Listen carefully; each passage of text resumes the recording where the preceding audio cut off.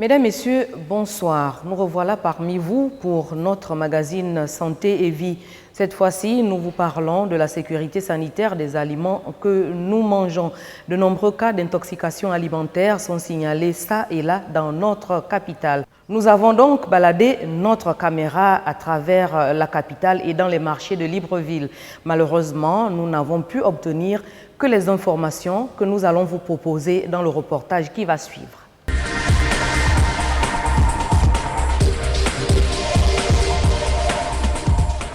La sécurité sanitaire des aliments est une notion distincte de celle de la sécurité alimentaire.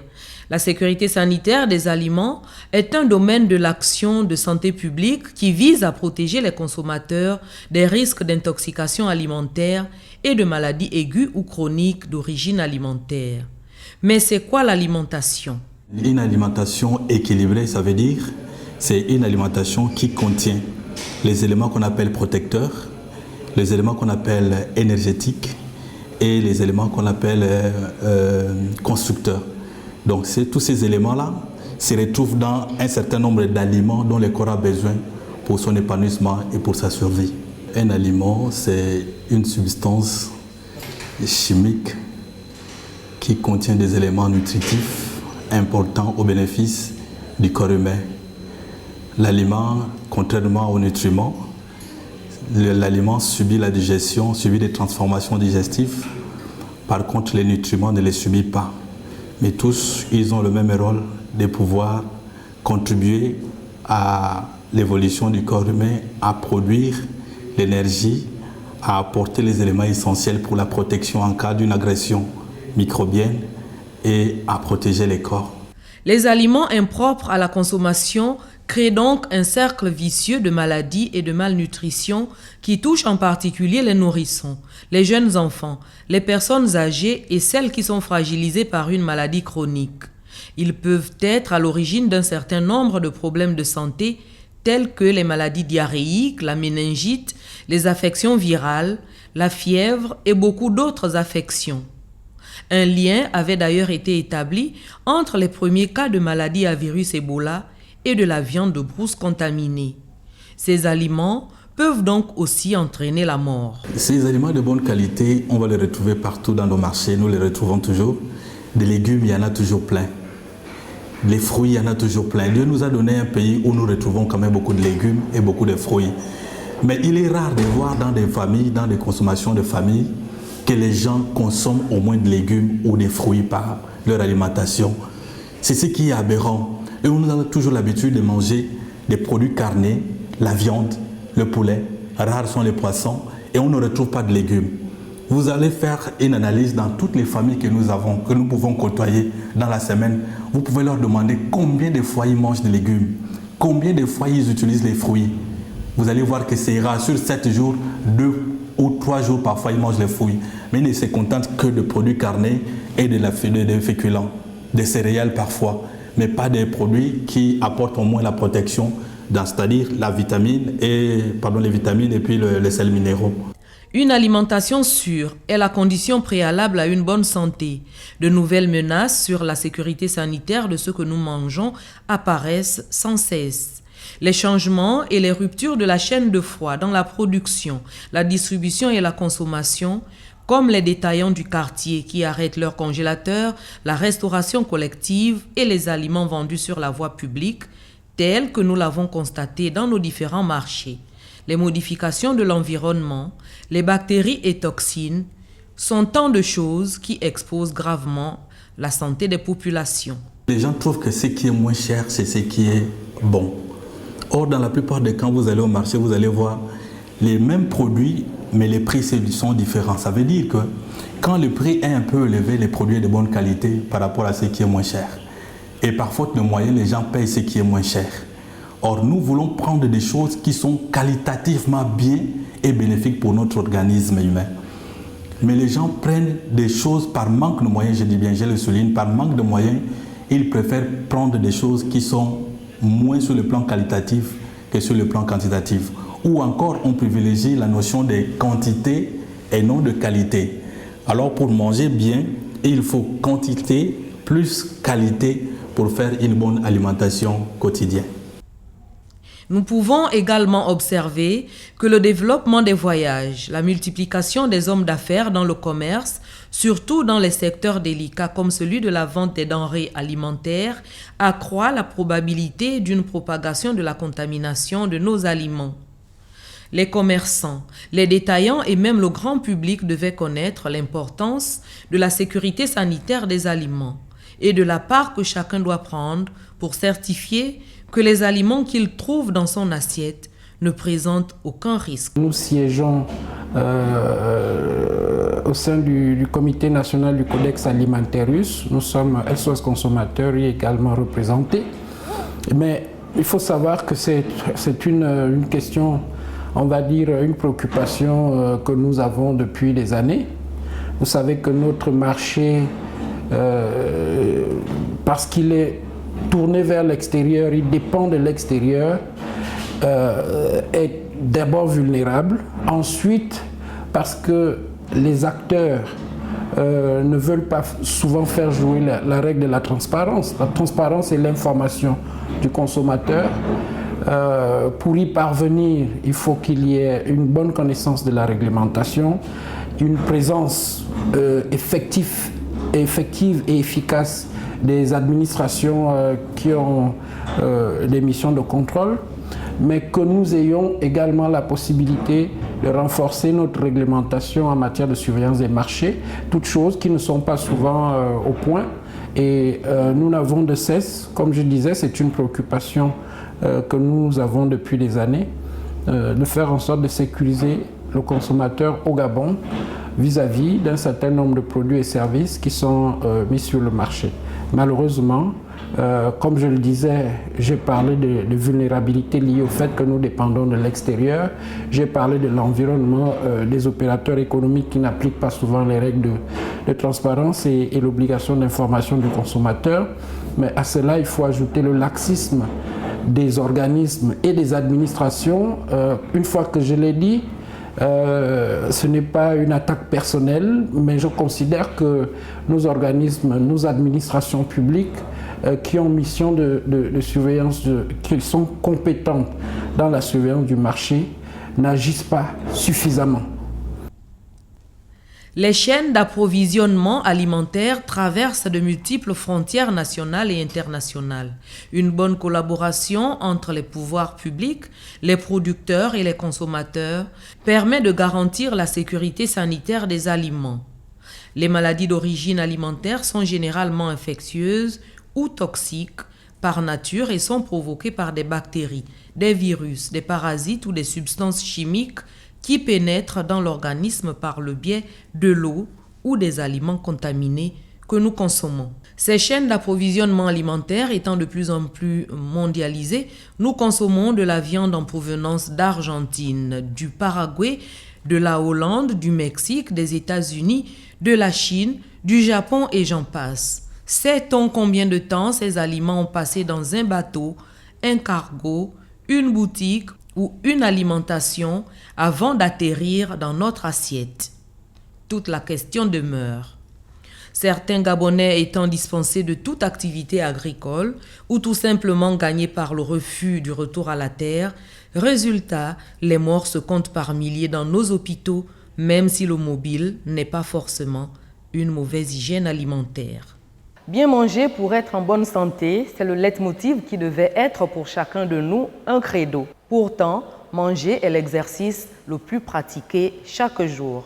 Je ne vous en dis pas plus, je vous laisse découvrir le reportage qui va suivre.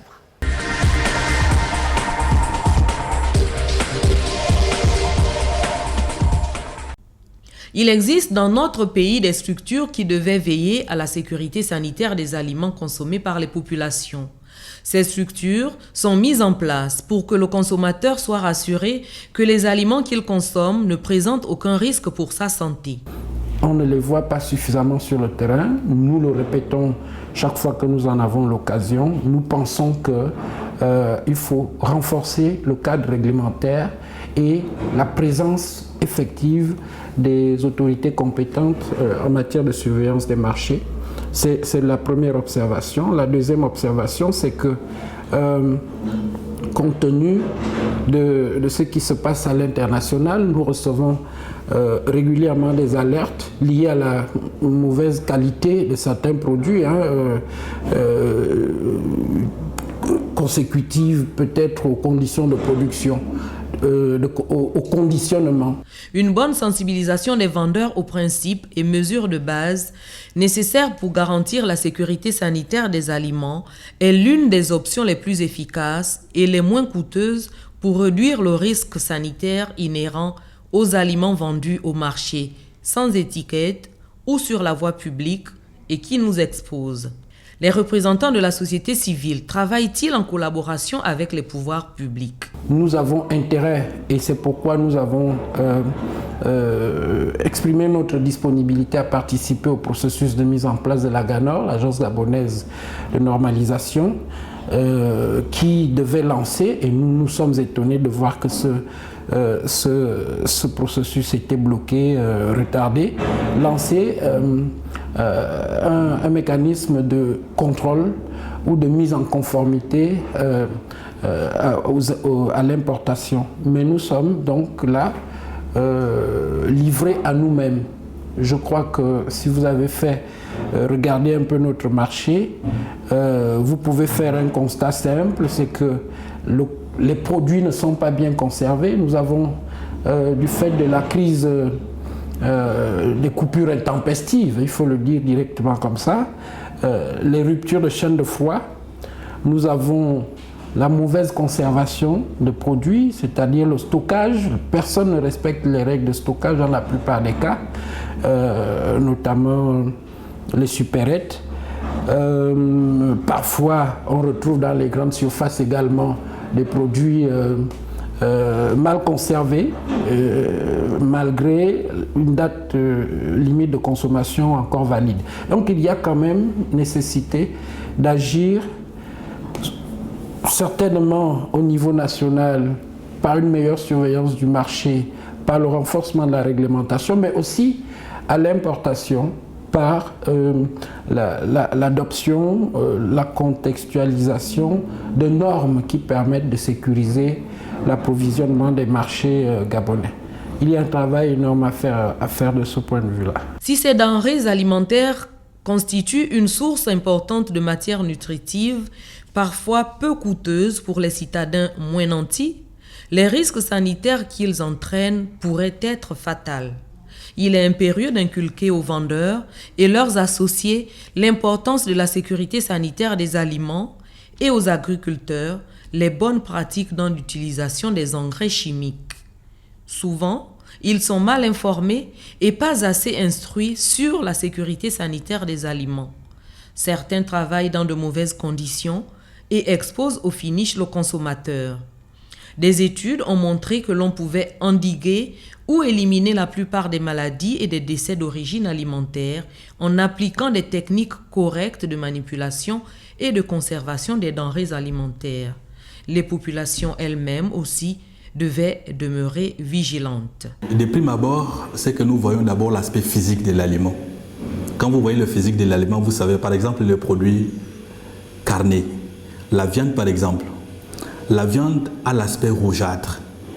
Quand la viande tend vers marron, la viande est déjà faisandée. Le poisson, vous allez voir son aspect est un peu du solide. Quand vous voyez que le poisson, la chair devient un peu molle, c'est que la chair, le poisson tend à être putréfié. Des légumes, vous allez voir, les légumes ont l'aspect vert. Quand le légume devient marron, ou les feuilles sont déjà en destruction, vous allez voir que ça change pratiquement de couleur. Ça, c'est de 1. La première des choses, c'est l'aspect physique de l'aliment. La deuxième des choses, puisque nous n'avons pas des labos qui peuvent nous permettre de pouvoir analyser, vous allez voir parfois l'environnement dans lequel ces aliments sont conservés. Est-ce que l'aliment, là, avec cet environnement, est-il sain ou n'est-il pas sain? Parce que bon nombre des aliments que nous consommons actuellement ne sont pas bien emballés, ne sont pas bien conservés, ce qui fait que la sécurité alimentaire même est bafouée. Et nous arrivons à manger n'importe quoi, et ce qui nous entraîne beaucoup de maladies, beaucoup de pathologies d'origine alimentaire.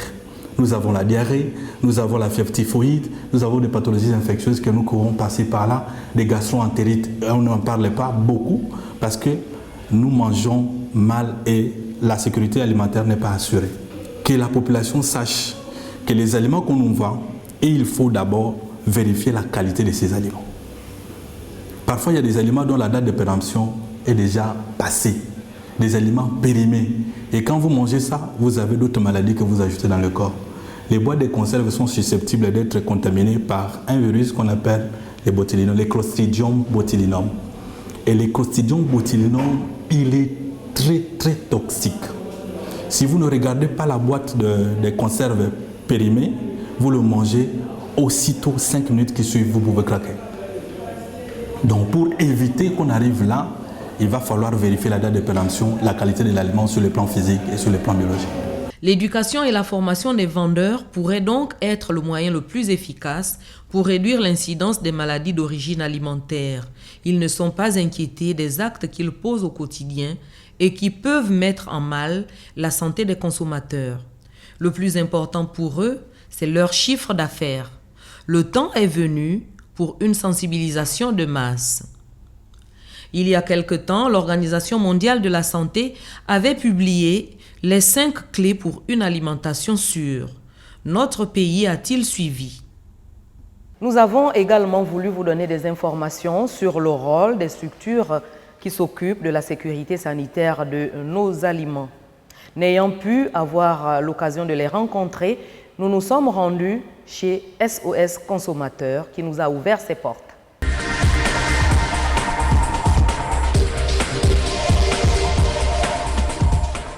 Notre santé et notre équilibre dépendent surtout de ce que nous mangeons.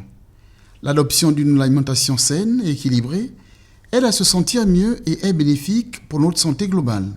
On oublie trop souvent que notre nourriture, c'est-à-dire ce que nous buvons et mangeons chaque jour, constitue véritablement la matière première avec laquelle nous fabriquons notre corps. Nous devons donc veiller à la qualité des aliments que nous mangeons et les autorités du pays, pour leur part, devraient accompagner la population dans ce challenge. Être en bonne santé, c'est manger équilibré. Pour être en bonne santé, un menu équilibré, il faut d'abord connaître les besoins de la personne, les besoins en calories.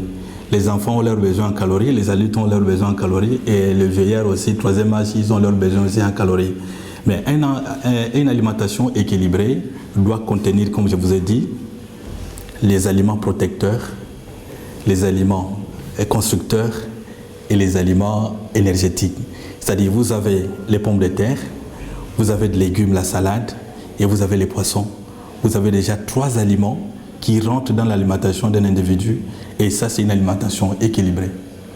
Mais si la personne mange que les pommes de terre avec les poissons, sans qu'il y ait des légumes ou des fruits, l'alimentation n'est pas équilibrée. Donc, il faut l'association de ces 3 groupes pour que l'alimentation soit équilibrée. Et cela ne dépend pas des moyens. Avec le peu de moyens, on peut constituer une alimentation équilibrée. Quelqu'un qui perd des légumes, il va prendre les poissons fumés, il va prendre un peu de manioc qui ne coûte rien. Je pense avec 1000 francs ou 2000 francs, il peut constituer son alimentation équilibrée. Moi, je pense que par-dessus tout, il faut la notion de la nutrition. Qu'est-ce qu'il faut manger? Comment manger? Et pourquoi je dois manger? Si on a quelques notions sur la nutrition, on pourra bien manger sans problème. Pour une meilleure santé, il est conseillé de boire souvent et sans restriction chaque fois, que nous ayons soif ou pas, de préférence entre les repas, de l'eau, du thé léger ou des tisanes. Nous devons diminuer la consommation d'aliments gras et surtout ceux qui contiennent des graisses saturées comme les charcuteries, les fromages, le beurre. Prenez garde aux légumes vendus en vrac au marché. Ils proviennent des jardins d'amateurs où les pesticides et autres engrais chimiques sont utilisés sans contrôle. La question de l'utilisation des pesticides et des engrais chimiques, c'est une question aujourd'hui universelle. Vous savez que la communauté internationale va se réunir en fin d'année à Paris pour regarder, faire le point de toutes les mesures qui ont été prises pour protéger l'environnement, parce qu'il y a un impact environnemental et puis il y a un impact social et sanitaire. lorsqu'on parle de produits pesticides et engrais, il faut comprendre une réalité simple. C'est que ces produits donnent des maladies. La consommation de légumes, par exemple, qui auraient des résidus de ces produits, fragilise la santé des populations. La consommation de ces aliments, de ces légumes, rend les gens malades, ça donne des cancers, ça donne des malformations, ainsi de suite. Et donc, il y a un impact sur la santé évident. Ensuite, sur l'environnement, le problème c'est quoi? Ici, déjà, nous avons du mal à produire suffisamment d'eau potable pour tous les ménages. Ce qui se passe dans la mauvaise utilisation de ces produits, c'est que nous allons polluer la nappe d'eau phréatique, ce qui fait que nous allons rendre plus compliqué la transformation de l'eau de la nature, l'eau captée dans la nature, en eau potable. L'eau va coûter beaucoup plus cher. Et quand les gens iront la consommer en la prélevant directement dans la nature, comme c'est une tradition dans nos zones rurales et périurbaines, ces gens s'intoxiquent. Vous comprenez? Donc il y a le fait de la pollution et puis il y a le fait du risque sanitaire. Pour ces raisons, nous avons souvent interpellé le gouvernement pour dire que les pouvoirs publics, encore une fois, doivent encadrer cette production. Si les gens s'investissent dans la production, dans le maraîcher, c'est parce que c'est pour répondre à un besoin, on en convient. Mais il ne faut pas chercher à satisfaire un besoin et créer des problèmes qui vont être beaucoup plus graves que, par exemple, ne pas manger suffisamment de légumes. Donc, il y a, là encore une fois, un effort à faire. J'ai cru comprendre que les projets en cours, le projet Graines notamment, vont permettre de juguler ces risques, de maîtriser ces risques et d'aller vers une production plus sécurisée. J'espère bien que nous en aurons bientôt les résultats, mais dans tous les cas, la situation est préoccupante parce que malheureusement, le consommateur n'est pas informé sur ce qui se fait, la qualité des légumes et les risques éventuels dans la consommation de ces légumes qui auraient des résidus de pesticides ou d'engrais. Il est également conseillé de manger des sucres lents tels que les céréales, pommes de terre, pain complet, qui vous fourniront l'énergie progressivement, ce qui vous évitera d'avoir faim entre les repas. Manger des fruits et légumes est aussi important. Ils vont contribuer à maintenir l'organisme en bonne santé. Évitez de manger trop salé. Un excès de sel peut entraîner des problèmes de diabète, d'hypertension artérielle et de rétention d'eau. L'idéal est de prendre 3 repas par jour, le petit déjeuner, le déjeuner et le dîner à des heures régulières et respecter les groupes d'aliments. Nous avons les aliments constructeurs. Dans les aliments constructeurs, nous avons ceux qui contiennent les protéines et ceux qui contiennent les sels minéraux, pratiquement les oligo-éléments, qui construisent les corps en cas de destruction. C'est-à-dire que ces aliments ont un rôle de réparer en cas de destruction cellulaire. Exemple, la viande, exemple le poisson, ce sont des aliments qui contiennent les protéines de bonne qualité dont le corps a besoin. Et à la digestion de ces grosses molécules de protéines, ces aliments libèrent les acides aminés dont le corps a besoin, qu'on retrouve dans certains aliments. Le deuxième groupe d'aliments, ce sont des aliments protecteurs. Les aliments protecteurs sont tous ceux qui contiennent les vitamines et aussi les sels minéraux. Et dans ces groupes d'aliments, nous avons le plus souvent les fruits et légumes.